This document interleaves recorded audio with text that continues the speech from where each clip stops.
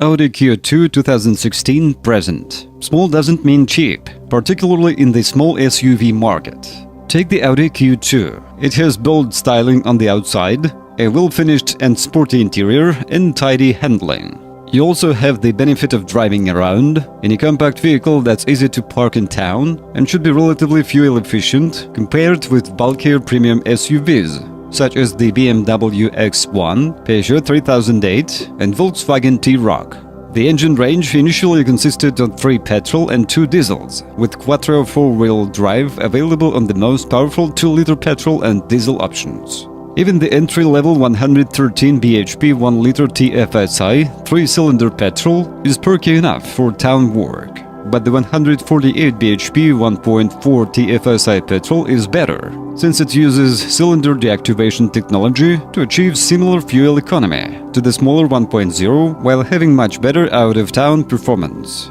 Either diesel is fine for those who travel a lot and need the superior fuel economy, with the 2.0 TDI being the more refined one of the two. From 2018 onwards, these engines were renamed as 30 TFSI 115 bhp, 35 TFSI 148 bhp, 40 TFSI 187 bhp, 30 TDI 115 bhp, 35 TDI 148 bhp, and high performance SQ2 296 bhp. The 1-liter petrol, badged 30 TFSI, offers perfectly adequate acceleration, although it can struggle a bit in hilly areas when the Q2 is fully loaded with people and bags. For more flexible performance, the 148 bhp 1.5-liter engine, badged 35 TFSI, is a better bet.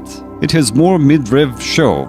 If you want even more oomph, the 40 TFSI, a 187 bhp 2.0 petrol, sits at the top of the tree. It's undoubtedly quick, with 0-62 miles per hour taking just 6.5 seconds, but you can have it only in conjunction with the top trim levels and 4-wheel drive, so it's very expensive.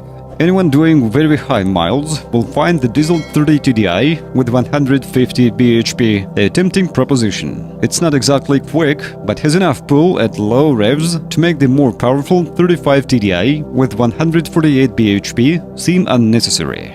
People in the front will find the Q2 fine for space, but those in the back will find it a little cramped. 3 people cannot sit across the rear bench comfortably, but that's par for the course in this class. Legroom isn't brilliant because adults and taller teens will find their knees touching the backs of the seats in the front. The driver has plenty of adjustment to get comfortable, but the driving position is quite low and doesn't afford you the commanding driving position that many SUV buyers expect. It's also worth noting that lumbar support isn't standard on the Q2, so look out for it as an option.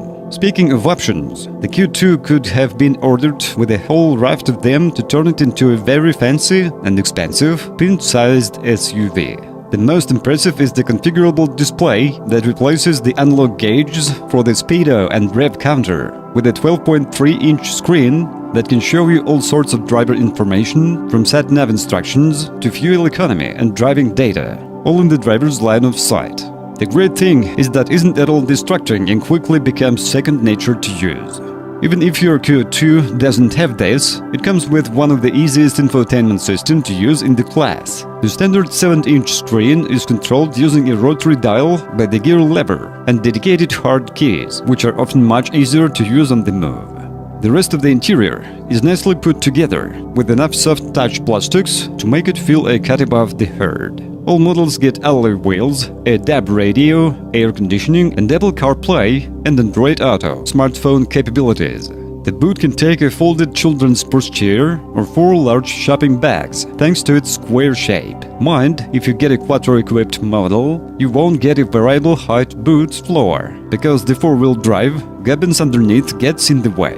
Being a considered SUV, the Q2 will have been an ideal vehicle for those driving in the city. With that in mind, you'll need to do all the usual checks for parking dents and scuffs to bumpers. You'll also need to look for curb damage to some of the large alloy wheels fitted to S-Line and Edition 1 models. Make sure there are no warning lights on the dashboard, particularly on diesel models equipped with a diesel particulate filter. The Q2 scores well in the World Car Reliability Survey, finishing in the top half of the small SUV class. Audi as a brand didn't do so well, coming 18th out of 30 manufacturers. If you need a diesel engine because you do a lot of miles, we'd suggest going for the 1.6 TDI, since it can be found in most trims and because it's not lumbered with four-wheel drive, has the lowest running costs. Our favorite engine, however, is the 1.4 TFSI because of its punchy performance, smooth running and excellent fuel economy.